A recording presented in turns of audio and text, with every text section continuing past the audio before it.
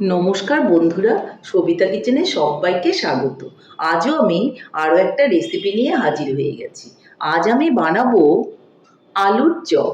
এই দেখুন, কোনো রকম ঝামেলা ছাড়াই এই আলুর চপটা কিন্তু আমি বানিয়েছি। বানানোটা খুবই সহজ আর খেতেও ভীষণ ভালো। ঝটপট এই আলুর চপটা কিন্তু হয়ে যায়। আপনারা বাড়িতে এইভাবে আলুর চপগুলো বানান আর সবাই মিলে খান, দেখবেন আপনাদেরও কিন্তু ভীষণই ভালো লাগবে। আমি কিন্তু সবগুলো চপ ভাজিনি, কিছু চপ আমি রেখে দিয়েছি, যে আমি যখন প্রয়োজন তখন আমি ভেজে নেব। আপনারাও এভাবে বানিয়ে রাখবেন, যখন যে খাবে তখন তাকে ভেজে দেবেন, দেখবেন ভীষণ ভালো লাগবে। সন্ধেবেলা চায়ের সঙ্গে এভাবে চপ বানিয়ে সবাই মিলে খান, আপনাদেরও ভালো লাগবে। তাহলে আর বেশি দেরি না করে ঝটপট দেখে ফেলুন আমি কি করে এই চপ বানালাম। আজ বানাবো আলুর চপ রেসিপি।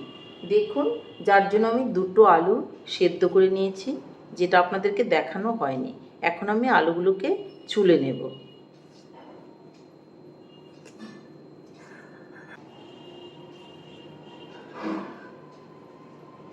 দেখুন বন্ধুরা, একটা আলু কিন্তু আমার ছোলা হয়ে গেল। আরও একটা আলুও আমি ছুলে নেব। আপনি যতগুলো বানাবেন চপ, ততটুকু আলু পরিমাপ মতো নিয়ে নেবেন। আমি আমার পরিমাপ মতো আলু নিয়ে নিয়েছি। দুটো আলু আমি ছুলে নিয়েছি, চোচাগুলোকে সরিয়ে দিচ্ছি। আলুগুলোকে এখন আমি চেটকে নেব। আপনারা হাতে চেটকে নিতে পারেন, কিন্তু আমি হাত দিয়ে চেট করছি না। একটা স্ট্যানার নিয়ে নিয়েছি আর ওটা দিয়ে আমি চেটকে দিচ্ছি। চেটকানোটা কিন্তু একটু মিহি করতে হবে, যার জন্যই আমি হাত ইউজ না করে এটা দিয়ে চেটকে নিচ্ছি।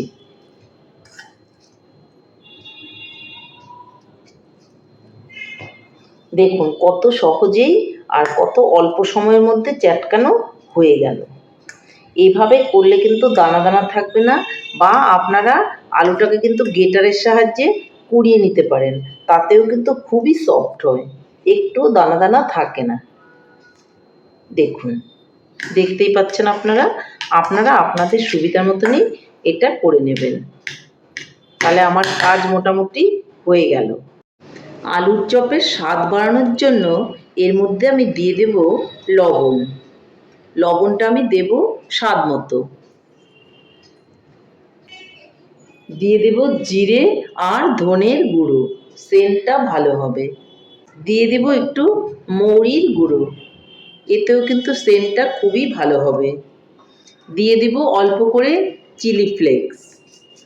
এটা অপশনাল, আপনি ইচ্ছা করলে দিতেও পারেন, আবার নাও দিতে পারেন। শুকনো লঙ্কা বাড়িতে গুঁড়ো করে নেবেন, কাঁচাই, তাহলেই হবে। চিলি ফ্লেক্স যদি আপনার কাছে না থাকে, আমি কিন্তু শুকনো লঙ্কা গুঁড়ো করে নিয়েছি, না ভেজেই গুঁড়ো করেছি। এখন আমি এর মধ্যে দিয়ে দেব পেঁয়াজ। আপনারা যদি পেঁয়াজ পছন্দ না করেন তাহলে পেঁয়াজ ছাড়াই বানাবেন। আর দিয়ে দিচ্ছি লঙ্কা কুচি।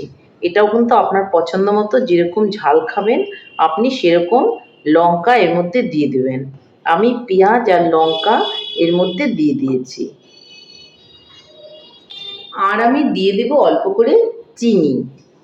এখন খুব ভালো করে আমি এই আলুটাকে পেঁয়াজ লঙ্কা মশলার সঙ্গে মেখে নেব। একটু কচলে কচলে আমি মেখে নিচ্ছি। খুব অল্প সময়ের মধ্যে খুব সুন্দর করে কিন্তু চপগুলো হয়ে যায়। কোনো রকম আলুগুলো ভাজার প্রয়োজন নেই। আগেই বলেছি যে খুব অল্প সময়ে ঝটপট করে এইভাবে আপনারা আলুর চপ বানিয়ে নিতে পারেন, দেখবেন খেতে ভীষণই ভালো লাগবে। দেখুন, চপের জন্য কিন্তু আমার পুরটা রেডি হয়ে গেল। এখন আমি এই আলু মাখাটা থেকে চপগুলো বানিয়ে নেব। আপনি আপনার পছন্দ মতো সাইজে বানাবেন, আমি আমার পছন্দ মতো সাইজে বানিয়ে নেব। এইভাবে লম্বা করেও আপনারা বানাতে পারেন, আবার এইভাবে কিন্তু গোল করেও আপনারা বানাতে পারেন। আমি দুরকমভাবেই আপনাদেরকে দেখাচ্ছি। এইভাবেও বানাতে পারেন। এই যে দেখিয়ে দিলাম, কিন্তু আমি আজকে সবই গোল গোল করে বানাবো, লম্বা করে বানাবো না। এই লম্বাটা আমি ভেঙে দিচ্ছি।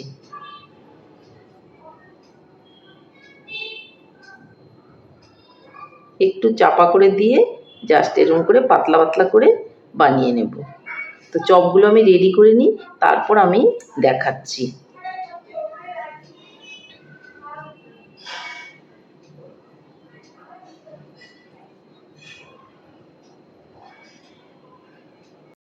চপগুলো কিন্তু আমার সবই বানানো হয়ে গেছে, দেখতেই পাচ্ছেন আপনারা। এখন আমি এই চপের বাটিটাকে একটু সরিয়ে নেব, আর নিয়ে নিব আরও অন্য একটা বাটিতে কিছুটা কর্নফ্লাওয়ার বা ময়দা। আমি এখানে ময়দা নিয়েছি, আপনারা ইচ্ছা করলে কর্নফ্লাওয়ারও নিতে পারেন। অল্প একটু জল দিয়ে এটা গুলে দেব, আর জল দেওয়ার আগে এর মধ্যে দিয়ে দেব অল্প করে লবণ। আর লবণটা দিয়ে খুব সুন্দর করে আমি একটু এভাবে মেখে নেব। আর একটু দিয়ে দেব গোলমরিচের গুঁড়ো। এটা কিন্তু অপশনাল, আপনারা ইচ্ছে করলে দিতেও পারেন, আবার নাও দিতে পারেন। এখন অল্প অল্প করে জল দিয়ে একটা ব্যাটার বানিয়ে নেব। একবারে বেশি জল দেবেন না, অল্প অল্প করেই কিন্তু জল দিয়ে ব্যাটারটা বানিয়ে নিতে হবে।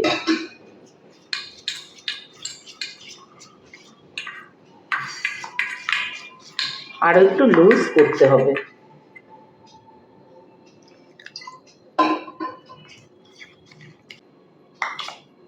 তাহলে আমার ব্যাটারটাও কিন্তু রেডি হয়ে গেছে। আগেও বলেছি আপনারা কর্নফ্লাওয়ার দিয়ে বানিয়ে নিতে পারেন, কিন্তু আমি ময়দা দিয়ে বানিয়ে নিয়েছি, এটা রেডি। আর আমি নিয়ে নিয়েছি বিস্কুটের গুঁড়ো। এই বিস্কুটের গুঁড়োটাও কিন্তু আমার চপ বানানোর জন্য লাগবে। এখন আমি নিয়ে নিয়েছি আরও একটা পাত্র, আর তার মধ্যে নিয়ে নিচ্ছি একটা সাদা কাগজ। এটা সাইডে রেখে দিচ্ছি। দেখুন আমি কি করে এটাকে বানাই।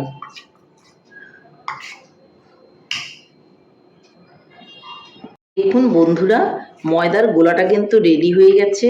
আর এর মধ্যে এখন আমি একটা চপ দিয়ে দেব, যে চপগুলো আমি বানিয়ে রেখেছিলাম আলু সেদ্ধ দিয়ে। এই যে একটা চপ এর মধ্যে দিয়ে দিলাম। আর দেখুন ময়দার গুলোতে আমি চুবিয়ে নিয়েছি। আর তারপর দিয়ে দিব বিস্কুটের গুঁড়োর উপর।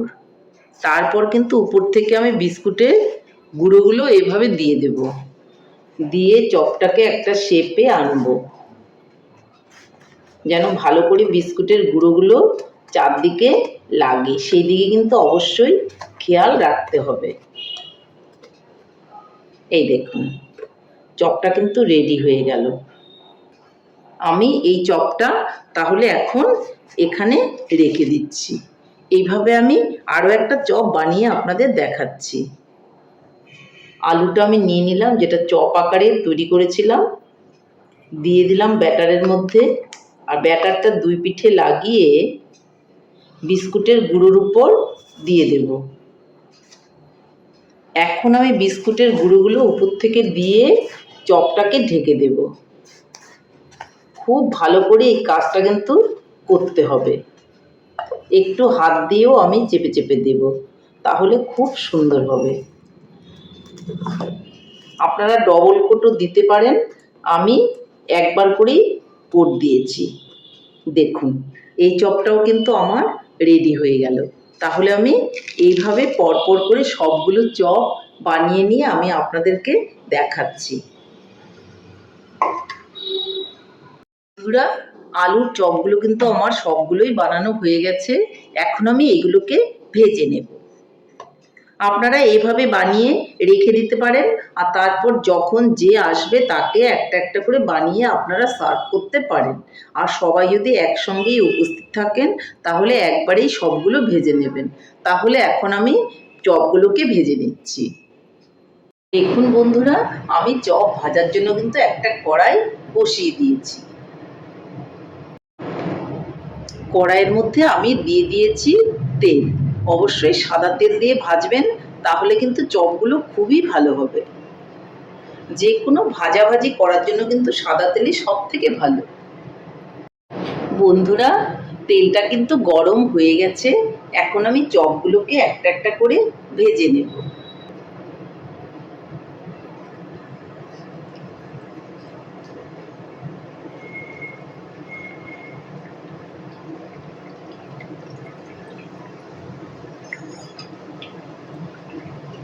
দেখুন, খুব সুন্দর করে কিন্তু হয়ে যাচ্ছে।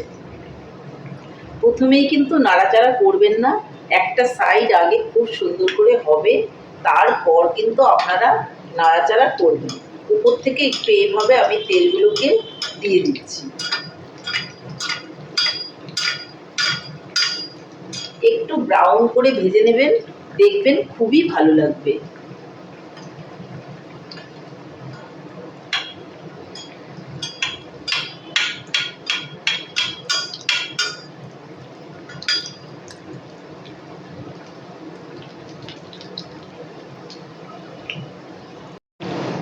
বন্ধুরা, একটা সাইড কিন্তু আমার হয়ে গেছে, আরও একটা সাইড আমি উল্টে দিচ্ছি। তারপর আমি এপিট ওপিট করে আবারও একটু উল্টে দেব। দেখুন চপগুলো কত সুন্দর হয়েছে। এইভাবে আপনারা বাড়িতে চপ বানান আর সবাই মিলে খান, আপনাদেরও কিন্তু ভীষণই ভালো লাগবে।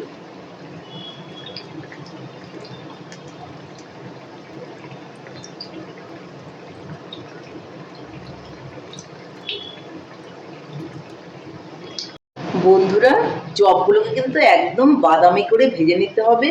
দেখুন একটা সাইড কিন্তু বাদামি হয়ে গেছে, এখন অপর দিকটাও বাদামি হয়ে গেলে আমি নামিয়ে নেব। একটু দেখে নিচ্ছি, অপর সাইডটাও কিন্তু বাদামি হয়ে গেছে। তাহলে চপগুলোকে আমি এখন তুলে নিচ্ছি।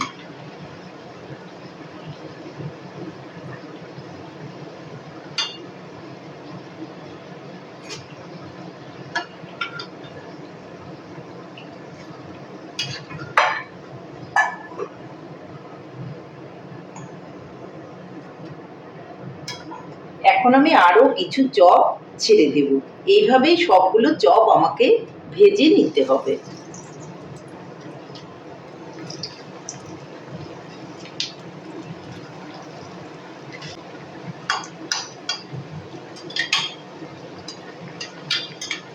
তেলটা উপরে একটু দিয়ে দিচ্ছি, কারণ আমি কিন্তু তেলটা একটু কম দিয়েছি, আরো একটু দিলে আরো বেশি ভালো হতো। কিন্তু যেহেতু আমি মানে চপগুলোকে একটু চ্যাপটা চ্যাপটা করে করেছি, মোটামুটি এইটুকু তেলেই আমার খুব সুন্দর করে হয়ে যাচ্ছে।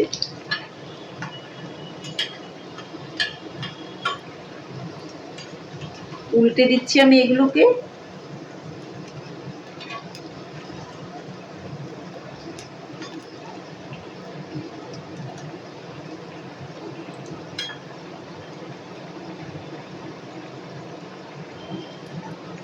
তাহলে সবগুলো চপই আমি ভেজে নিয়ে আপনাদের দেখাচ্ছি। আমি আর ভাজবো না, এইটুকু ভেজেই ছেড়ে দেব, বাদ বাকি চপ আমি আবার পরে ভেজে নেব। এই চপগুলো কিন্তু হয়ে গেছে, আমি নামিয়ে নিচ্ছি।